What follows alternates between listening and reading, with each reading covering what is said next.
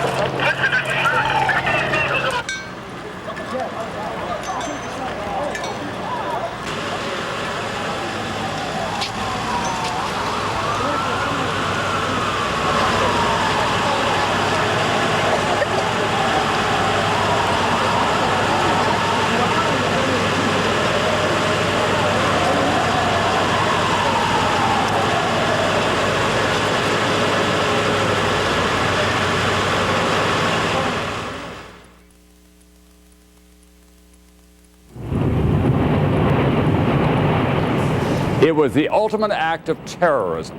Two hijacked planes crashing into the World Trade Center, collapsing what was once one of the tallest buildings in the world, leaving a scene some described as a nuclear winter.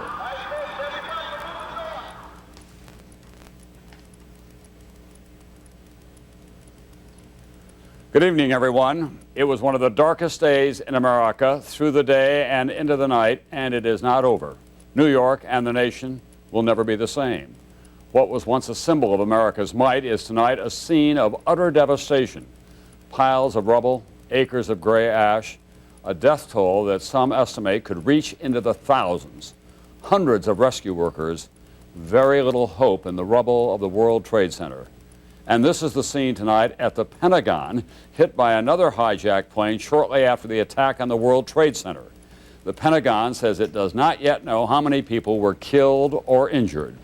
President Bush, facing the first and largest crisis of his presidency, one of the largest crises of any modern president, first got word of this attack while he was in Florida today. He then flew to a secure underground bunker near Omaha, the Strategic Air Command headquarters, before returning tonight to the White House and an address to the nation at 8:30. In a brief statement earlier, the president said freedom itself was attacked this morning, and freedom will be defended. Make no mistake, he said, the United States will hunt down and punish those responsible for what he called these cowardly acts. Tonight, over the next 3 hours, we will be looking for answers to some of the questions we all were asking today. How could this happen? What do we do now? How can we prevent it from happening again? How will it change us? We start tonight with NBC's Campbell Brown, who joins us from near the White House. Campbell? Tom, the president is now preparing his speech to the nation. Aides tell us it will be a message of resolve and reassurance that our nation has been tested before and has always prevailed. Since Bush arrived here at the White House about 7 p.m. Eastern time, he has been huddled with his national security team. He did speak with them earlier today when he was in Nebraska by a live teleconference. And this is according to White House aides. He told his team, quote, "We will find these people and they will suffer the consequences of taking on this nation. We will do what it takes. No one is going to diminish the spirit of this country." We are also told by aides that a point he will make tonight is that he wants Americans to return to their lives, to demonstrate that this has not affected the American spirit. This will not diminish the country. Now, Tom, obviously the president's security today was a top priority, and that's why he was shuttled across the country on Air Force One today, as you said, beginning in Sarasota, Florida, where he was first informed, then flying to Barksdale Air Force Base in Louisiana. From there, going to Nebraska, to the U.S. Strategic Command Center, where he addressed his national security team, then back to the White House. Aides tell us there is a plan in place when they believe there is a threat to the president, and that today they implemented that plan, moving him around on Air Force One and deliberately not telling us where he would be going at any point in time. They also say that gave the president's national security team, Vice President Dick Cheney and National Security Advisor Condoleezza Rice, who were here at the White House in the Situation Room, that gave them time to assess the threat, to gather information, and they say it was the president who made the decision to return to Washington to address the nation tonight. Tom? All right, thanks very much, NBC's Campbell Brown. There was an exceptional bipartisan appearance on the steps of the Capitol tonight. Members of the congressional leadership, Republican and Democrat, House and Senate, gathered to say that we stand fully behind the president. And then, as Tim Russert was witness to all of this as well, Tim, they broke into God Bless America. Tom, an extraordinary scene here in Washington. 24 hours ago, rancor, bipartisanship, not tonight. National unity, indeed a new tone in Washington. The notion of a lockbox for Social Security seems so minuscule to people now across the country and even here in Washington. They understand what this has meant. That's why all eyes on the president tonight. Democrats and Republicans have told him, Mr. President, whatever you say, we are behind you. All right, Tim Russert, we'll ask you to stand by there throughout the evening. We're going to go to the Pentagon now, and our Pentagon correspondent, Jim Miklashevsky, who was on duty this morning when he said there seemed to have been an explosion at the Pentagon. We now know that it was a hijacked airliner crashing into that building. At that kind of operation, if we can pinpoint exactly who was responsible for this atrocious series of events. And do we dispatch special emissaries to the Middle East, to Tel Aviv, also to Riyadh, to Saudi Arabia, to Jordan and the other Arab states there so that we can get everybody calmed down? Well, we will probably be doing that, whether it's through the use of special emissaries or not. I don't know. It doesn't have to be special emissaries. I think we ought not to rush too quickly to the judgment here that this happened because there was a lull in the peace process in the Middle East, particularly if it's Osama bin Laden, and that would be my #1 suspect. He's been at this for quite some time. He took out our embassies in Kenya and Tanzania. He took out the Khobar Towers, or had some role in it. And so I don't think we ought to draw the connection too quickly between the absence of progress in the peace process in the Middle East and what happened to America today. I think these people that did this have been dead set for a long time on a terrorist attack against America. They've succeeded, unfortunately. It's really rather amazing that they were able to do what they did with respect to the commercial airliners. We haven't had a hijacking in this country, I don't think, of an airliner for over 10 years. So we need to take some careful looks at what happened, exactly what happened, and what we can do to prevent it in the future. Let me just say one final thing. When I was in government at high levels, and I was here for 12 years in Washington, D.C., we foreclosed a lot of similar type attacks that had been planned, maybe not as sophisticated as this one, but we rolled up a lot of operations, and generally speaking, the counterintelligence and counterterrorism capabilities of the United States have functioned very effectively. We may, however, now be entering into a new era, and we may have to see some significant new measures. But that's my very point. Take it out of the context of what's going on between Israel and the PLO. A lot of the moderate Arab states have been targets for this same kind of fanatic activity as well. That's correct. And when there is violence in the Middle East, when there is terrorism, the more moderate states, whether they're Arab states or the United States or our allies in Europe, we tend to be diminished, because those who argue for peace and those who support peace are hurt when the rejectionists and the radicals succeed. And that's, of course, what this is. This is success by the radical elements at the very highest levels. All right, thank you very much. James Baker, former Secretary of State, former Secretary of the Treasury, and of course White House Chief of Staff during the Reagan administration, who has seen more than his share of crises but he was looking out the window of his Washington law office today and looked on in disbelief as he saw smoke billowing up from the Pentagon, not realizing at the moment, of course, that it had been the target of a direct hit by a hijacked airliner. And on board that airliner, by the way, was Barbara Olson, a well-known Washington lawyer. Well, this is the scene in New York tonight. This is a city that is still hurting very deeply. The New York City Firefighters Union says tonight, these are unconfirmed numbers, but it's from the Firefighters Union, that it has lost, and the city has lost, 200 of its finest.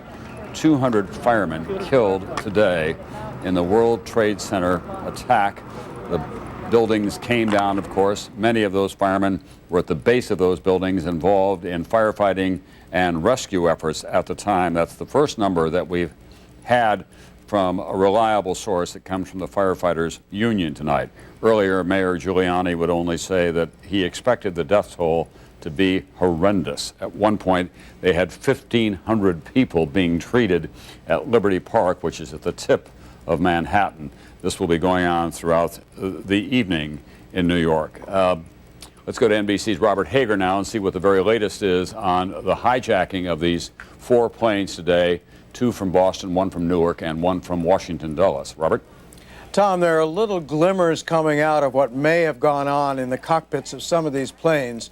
The Attorney General John Ashcroft in his news conference this evening mentioned knives when he was talking about the first of these planes to be hijacked, the American airliner out of Boston Logan that was the first to go into World Trade Center number 1. There were several cell phone calls from planes. You mentioned Barbara Olson, the wife of Solicitor General Theodore Olson. She called her husband twice before the plane that she was on, which was one that left Dulles and was bound for Los Angeles, before that plane crashed into the Pentagon. And she mentioned people in the back of the plane with knife-like devices. There was another person who called a relative from a plane and said that the passengers and the pilots of that plane had been herded into the back and that the terrorists were at the controls of the aircraft. We haven't heard guns mentioned yet, but presumably those were weapons too taken aboard, but no one has confirmed that at all at this point. Other cell phone calls monitored from people. There was one unconfirmed report of a flight attendant on that first flight, the Boston flight, who called and said that the crew had been killed and that she'd been locked in the restroom, and then they didn't hear any more from her. Tom? Thanks very much, NBC's Robert Hager tonight. Robert, let me just catch up with you quickly. Tomorrow, we do expect that air travel will resume at noon Eastern time. But what should travelers expect in terms of security at airports? Oh, it will be very, very strong, and I'm not sure they'll actually do it at noon Eastern time is what we've heard, but we simply said that there was not going to be, this is the FAA said, any more travel until noon tomorrow, and then they would reassess at that point. So we don't know for sure that they'll resume at noon.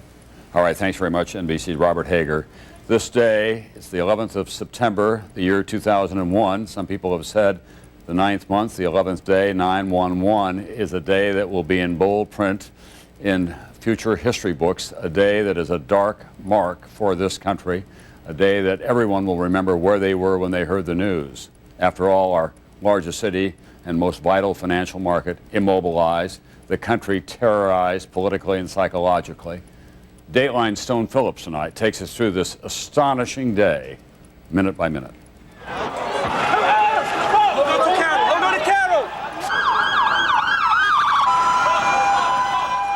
Today, the unimaginable happened.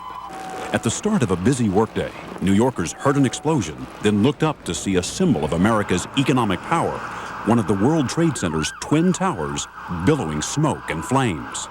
Yeah, the glass, just flames exploded out the front of the World Trade Center. Glass flew everywhere.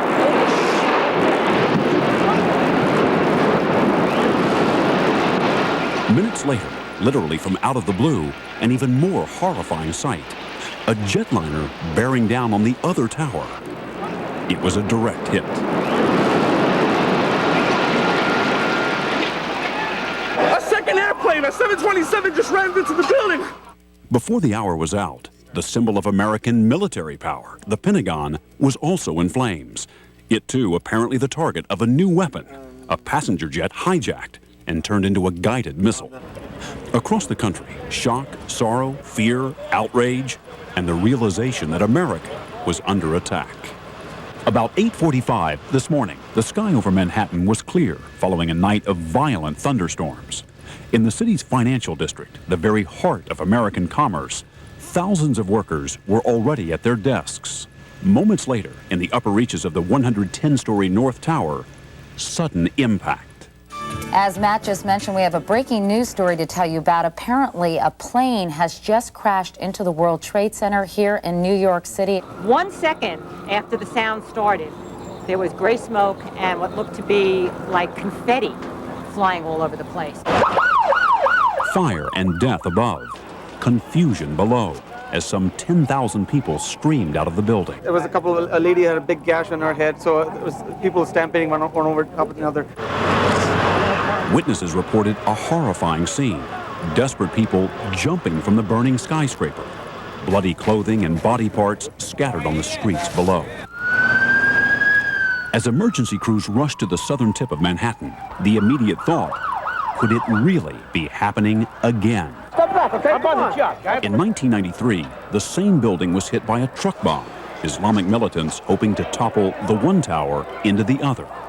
6 people died in that attack, and 1,500 were injured. But within the first minutes today, it was clear that the toll this time would be much higher.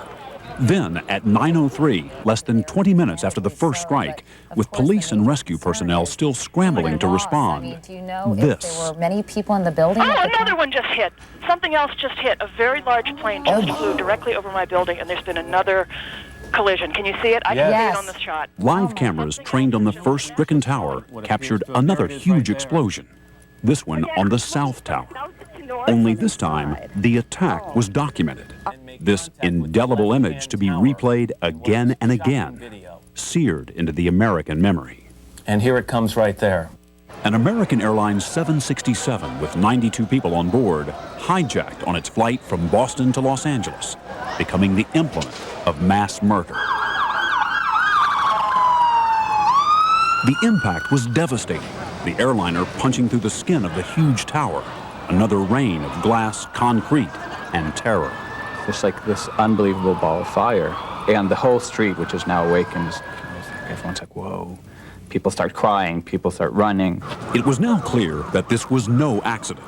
The first tower had also been hit by a hijacked passenger jet, a United flight that had also taken off from Boston, bound for LA. The attacks left New York virtually paralyzed. Tunnels and bridges linking the city shut down, subways closed, telephone lines jammed, cell phones overloaded as frantic callers tried to contact loved ones. At 9:30, President Bush in Florida to talk about education addressed a nation reeling and in need of reassurance. Today we've had a national tragedy. 2 airplanes have crashed into the World Trade Center in an apparent terrorist attack on our country. But even as the president pledged to hunt down and punish those responsible, another attack, this one even more audacious. The target, the Pentagon.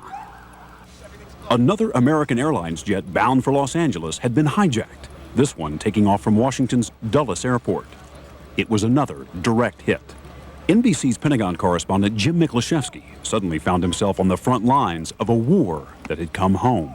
I don't want to alarm anybody right now, but apparently it felt just a few moments ago like there was an explosion of some kind here at the Pentagon. 9:43 a.m. With concern that the White House could be a target, President Bush boarded Air Force One bound for a special secure command post at a military base. At 9:49, the Federal Aviation Administration announced it was shutting down the nation's air traffic. In a world turned upside down, hundreds of passenger planes crisscrossing the country were now potential terrorist weapons. The Federal Aviation Administration ordered all airports closed, and all planes which were in the air were directed to land at the nearest airport. This morning, on a scale beyond belief, Americans experienced what it's like to feel truly vulnerable, to realize when someone is willing to die for a cause, we are all potential targets. The number one suspect, this man, Osama bin Laden, a radical Islamic terrorist linked to past attacks on American interests. A London-based Arab journalist said today that 3 weeks ago, followers of bin Laden warned of a huge and unprecedented attack on the U.S. Was this it? Somebody provided the logistical support for this operation, and clearly the only person, or one of the only people, that has built up such a network in the world today is Osama bin Laden. There was no word from bin Laden, but the Taliban-ruled government of Afghanistan, where bin Laden is based, issued a statement this morning condemning the attacks and saying bin Laden did not have the capability to carry out such acts. And there were plenty of other suspects, ranging from radical Palestinian groups to rogue governments. President Bush has committed the full resources of our intelligence and law enforcement communities to identify and bring to swift justice those responsible for these despicable attacks. While the nation's intelligence community ran down possible suspects and tried to assess whether more attacks were imminent, rescue workers in New York and Washington confronted a disaster of immense proportions. In New York, local hospitals began filling up, urgent calls going out to every available surgeon and nurse, long lines of people outside waiting to donate blood. It was a war zone. It was just unbelievable. And still, there was worse to come. At 9:59 a.m., the Trade Center's South Tower, the building that took the second hit, began to crumble.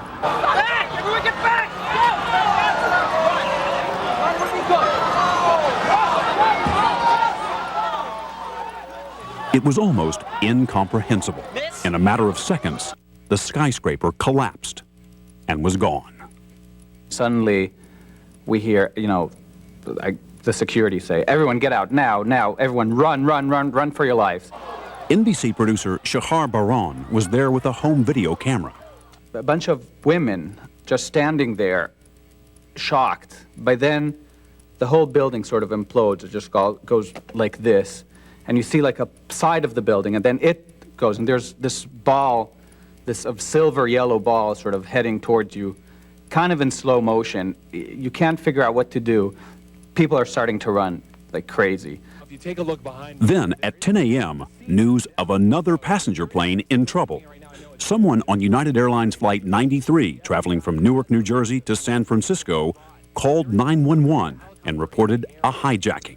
Then, an explosion and silence.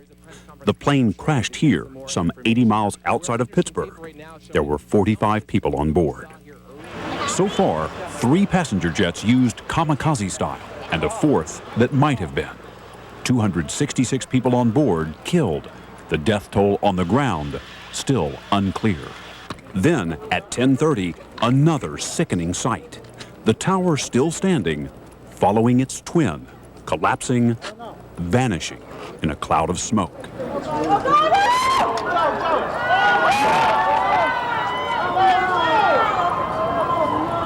By 11 o'clock, the sense of alarm had spread across the country. Troops standing guard as national landmarks were shut down. Fighter jets actually patrolling the skies as the last airborne passenger planes rushed to safety. 11:14, officials trying to manage the disaster, struggling to describe it all.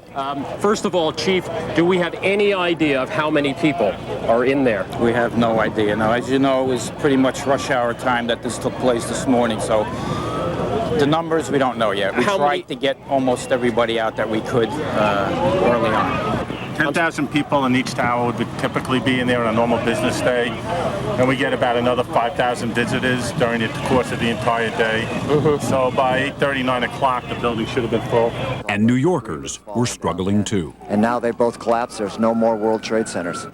At 11:42, another plane from Boston declared an emergency. Fearing a bomb on board, it landed in Cleveland. Soon, all planes in Canada as well as the U.S. were grounded. The borders with Mexico and Canada were sealed, and Major League Baseball announced the cancellation of all games scheduled for today. At 1:12, President Bush, at Barksdale Air Force Base in Louisiana, again spoke to the nation. Freedom itself was attacked this morning by a faceless coward, and freedom will be defended. I want to reassure the American people that the full resources of the federal government are working to assist local authorities to save lives and to help the victims of these attacks. Make no mistake, the United States will hunt down and punish those responsible for these cowardly acts. Moments after his speech, the president reboarded Air Force One for a then undisclosed location. Meanwhile, in New York, an army of rescue workers and volunteers from the city's building trades and other unions made their way to the wreckage of Lower Manhattan, seeking the injured and dead. You guys going back? Yes. It's our job. You worried about that other tower? Personally, I am. I got fellow officers that might be trapped. I'm not trying to be a hero, but I think if you were in this position, you'd do the same thing. Those civilians who could made their way by foot across the Brooklyn Bridge, as New York Mayor Rudy Giuliani called for calm in a city that was more shell-shocked than terrified. And I'd ask the people of New York City to do everything that they can to cooperate, not to be frightened, to go about their lives as normal. The mayor's news conference gave the first hint of just how high the casualty count could be. There are over 1,000 rescue workers, probably about 2,000 that are deployed, trying to get into the buildings, trying to find people, trying to search for people. The governor and I spoke a couple of hours ago. The governor has deployed the National Guard to relieve them because our people are going to need reinforcements pretty soon. Just before 3 p.m., President Bush landed at Offutt Air Force Base outside of Omaha. From an underground bunker at the Strategic Air Command Base, he convened a National Security Council briefing. As 4 o'clock approached, the president's spokesperson, Karen Hughes, briefed reporters back in Washington.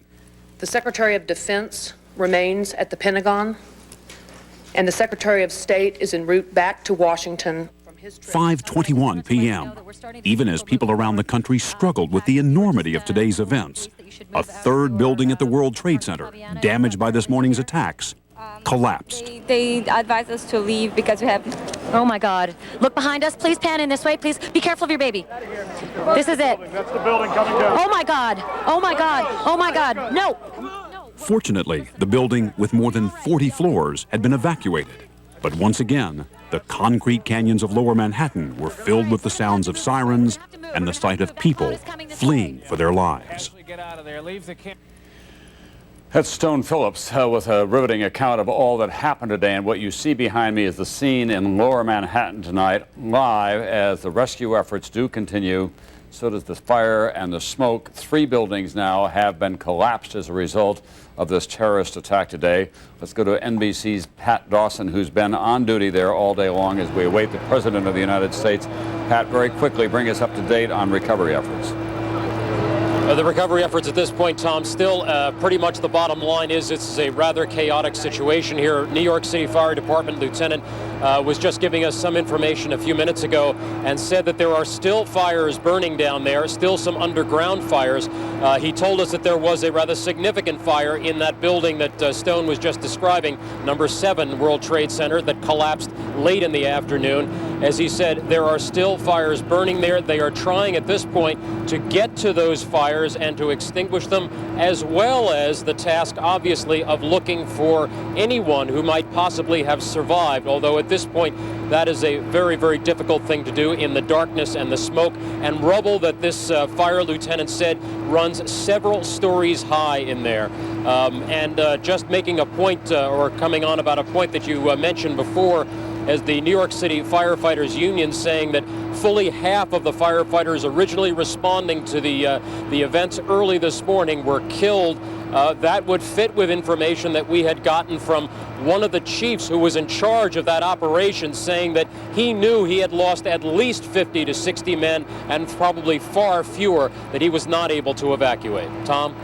All right, thank you, Pat Dawson, bringing us up to date on the rescue efforts that continue underway as we look at the scenes that have been described all day long by so many people who were there either as a war zone or reminiscent of a nuclear winter.